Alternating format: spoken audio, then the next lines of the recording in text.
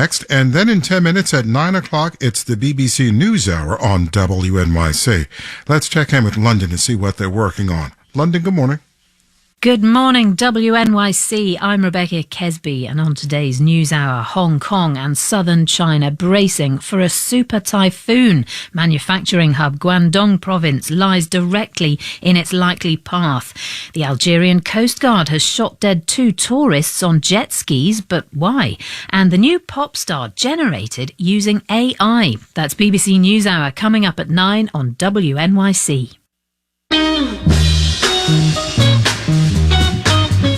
Sunny and 76 is the forecast for this Friday, September 1st in New York. Warming on the weekend, up to 80 tomorrow, and even warmer on Sunday and Monday. But a sunny, dry, warm weekend with no rain in the forecast for this Labor Day weekend. Right now, 65 and mostly sunny at 8:51.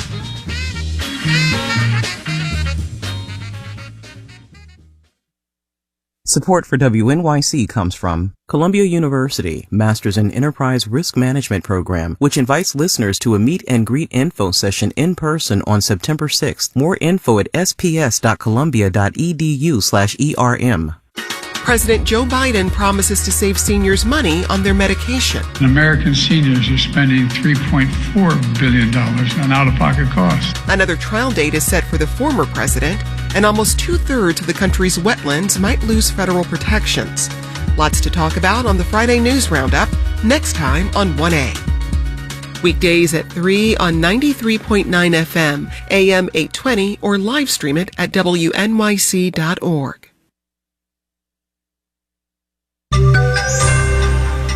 The big jobs report is out for August, but it also recasts June and July. Marketplace Morning Report is supported by Fidelity. A dedicated Fidelity advisor can help create a wealth plan for a full financial picture. Investment minimums apply. Fidelity Brokerage Services, LLC. I'm David Brancaccio. We have in hand the latest jobs report for the month just ended, but it comes with a big asterisk. The headline is that 187,000 more people were on American payrolls in the month just ended. That looks stronger than expected, so the job market is still growing despite higher interest rates. But that is not the end of the story. Economist Julia Coronado, founder of Macro Policy Perspectives, each month does us the favor of speed reading the fresh government data along with us and joins us live. Hey, Julia. Hey, good morning. Stronger than expected job growth in August. However, what's the asterisk? So we get downward revisions to the prior 2 months with every report. The last negative. So the 3-month average hiring is 150,000. While that's elevated, but the direction is a cooling off in the labor market. Okay, your phone's breaking up a little bit, so maybe you want to rotate yourself near the window. Now, I want to know who's hiring and who's not. The hiring is, a lot of it is still coming from the healthcare sector, but more than 100,000 jobs from education and healthcare. That's been the case in the last couple of months. But many came back and started adding jobs again in August after some weak readings. Some weak readings. Now, all of this is from counting up payrolls, which the Bureau of Labor Statistics does. Also, the government asks house to house for the unemployment rate. Now, that in August unexpectedly jumped from 3.5% to 3.8%. But if people say, aha, the economy turned sour, unemployment moved up, what's the reality, Julia?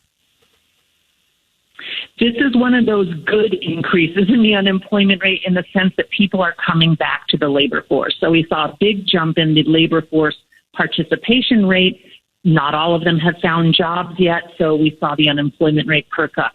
But that's a sign people expect to find jobs.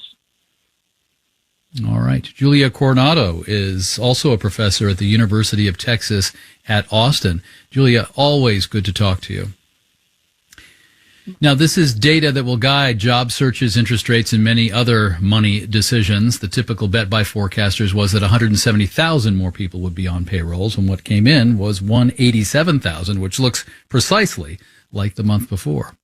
We also got the household survey of who's got a job and who's looking to what's looking to yield the unemployment rate. But also, let's take a look at how much money was spent building housing in America in July. Higher interest rates makes construction loans more expensive.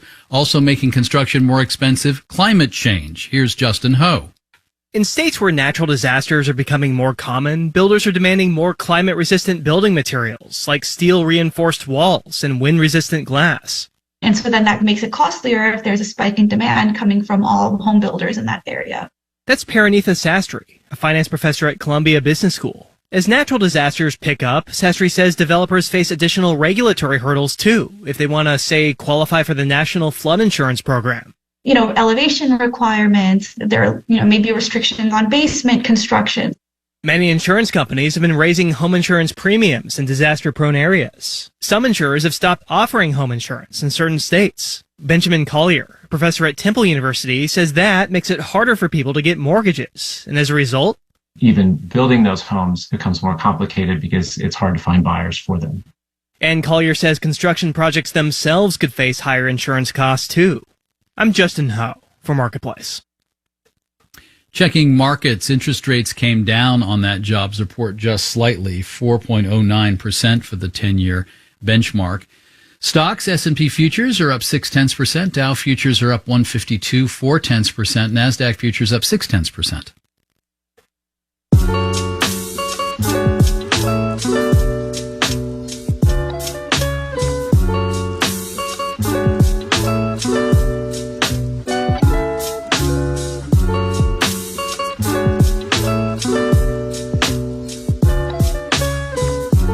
Marketplace Morning Report is supported by C3 AI. C3 Generative AI provides ChatGPT enterprise search that is verifiable, secure, and accurate across all enterprise data. C3.ai. This is enterprise AI. What can video games, an industry bigger than movies and music combined, teach us about economics, business, money, and careers? Our ongoing project is called Skin in the Game. In the spring, I first visited Gameheads, a nonprofit mentoring program in Oakland, California, to learn how a diverse group of students was getting the skills to gain a foothold in a huge local industry with a track record of failing to hire people who look like them. A couple days ago, I went back to Oakland to see the games the student developers had come up with this summer. I saw a game exploring how personal bias can lead to life and death decisions. Another on how painting buildings reduces crime. Another group made a scrolling game where making good food choices gives the player extra power. Video game companies play a pivotal role in working to attract and retain people with diverse backgrounds. Parents also play a crucial role. I spoke with Trinidad Hermida, Executive Director of the Black in Gaming Foundation and former Global Head of Diversity and Inclusion at Niantic, which counts Pokemon Go among its hits. It's a multi-billion-dollar industry, and I'm encouraging parents to not be so adverse to a child saying, I want to make video games.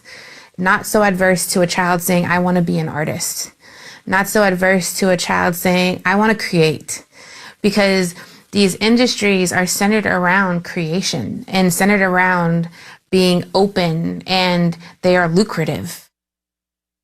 We spoke with Trinidad Hermida and other video game industry insiders as part of a roundtable we'll release later this month. But today, we're launching a Skin in the Game podcast following the paths of these young people going from game players to game makers.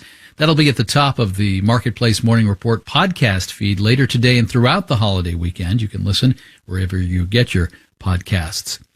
Recapping the top story, there's news from the government that the economy created 187,000 more jobs in the month just ended. That is stronger than expected, but the 2 months before were revised downward, suggesting some cooling overall.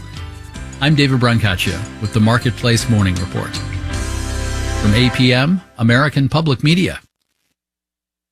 WNYC is supported by the New York Community Trust. Listeners can champion the causes they care about for generations through charitable gifts in their wills with the New York Community Trust. Learn more at thetrust.nyc.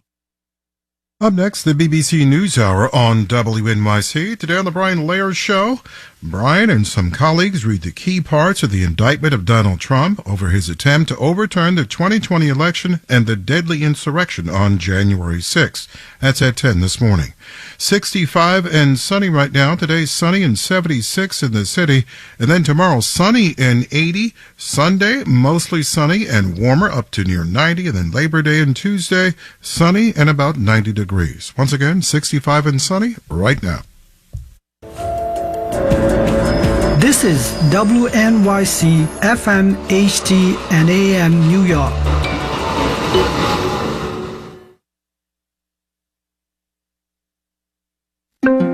Welcome to NewsHour from the BBC World Service. I'm Rebecca Kesby. Today, Hong Kong and southern China are bracing for a super typhoon expected to make landfall in the next few hours. It's likely to be the biggest storm since the 1940s, and the manufacturing hub